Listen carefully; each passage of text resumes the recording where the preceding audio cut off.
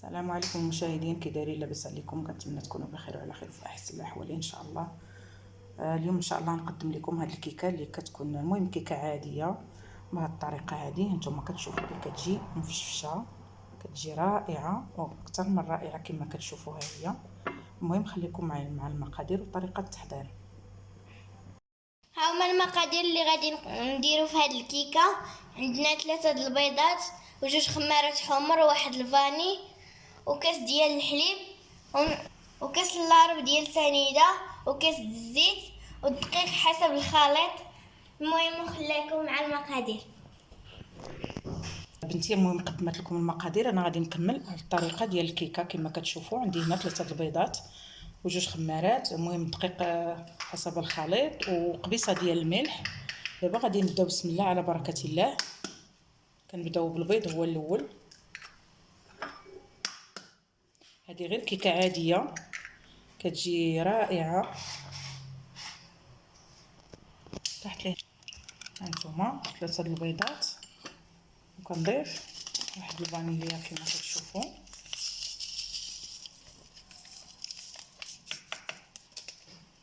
وسنيده مكملش كاس، غير كاس لاروب.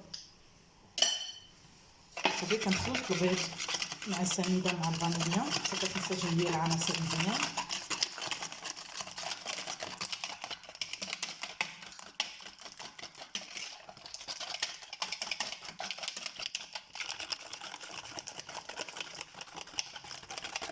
اللي بغى يدير الطراب الكهربائي او المولينيت المهم عنده الاختيار. انا كنفضل ندير هذه غير هكا عاديه.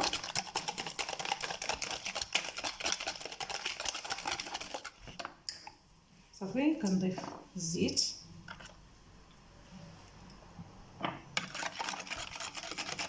والحليب. الحليب كنخفيه واحد شويه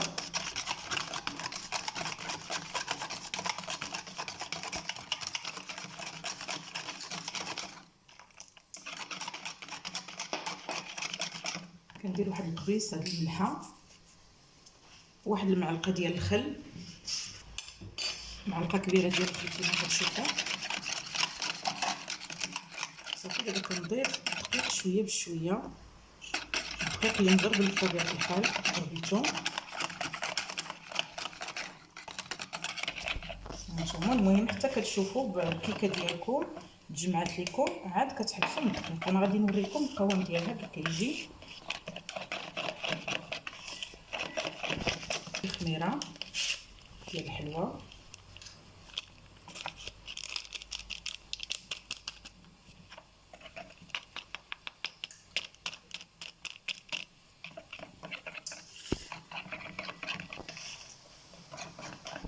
هانتوما. هذا الكاس الثاني ديال الدقيق.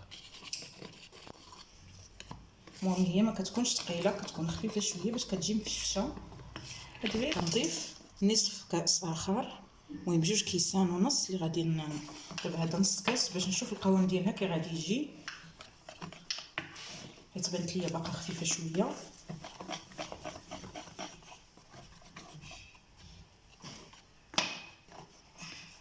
المهم صافي بقى نشوفوا كيجي القوام ديالها على هذا الشكل كما كتشوفوا.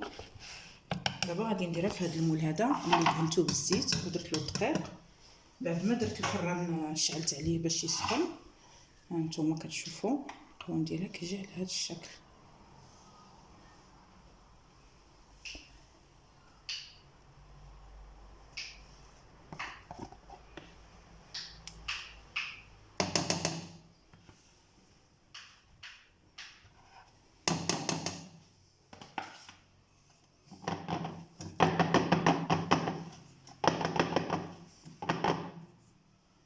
صافي دابا كندخلوها للفران وكنقصوا البوطه. كتكون البوطه قليله كديروها من الفوق وعاد كردوها من التحت. هانتوما المشاهدين هاد الكيكه ديالنا بعد ما طابت نتوما كتشوفوا كتجي على هذا الشكل.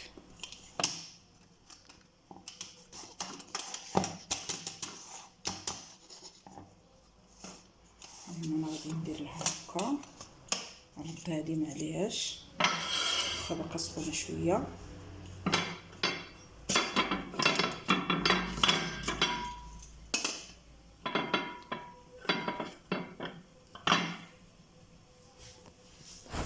انتم المشاهدين الكيكه ديالنا جات على هذا الشكل، غير هذا الجهه جاتني مهزوزه شويه، عندي الفران شويه مايل.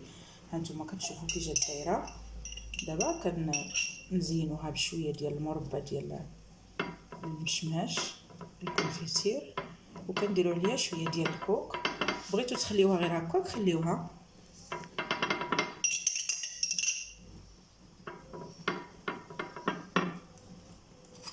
هانتوما كتجي على هذا الشكل.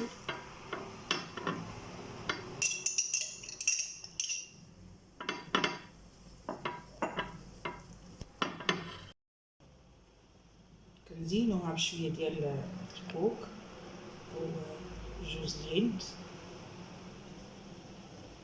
كتجي على هذا الشكل. انا غادي نقطعها معكم.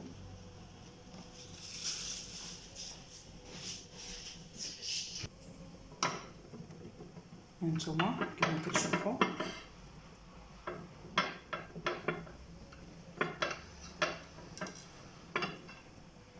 الكيكه ديالنا كي كتجي. هانتوما كتجي رائعه مفشفشه على هذا الشكل.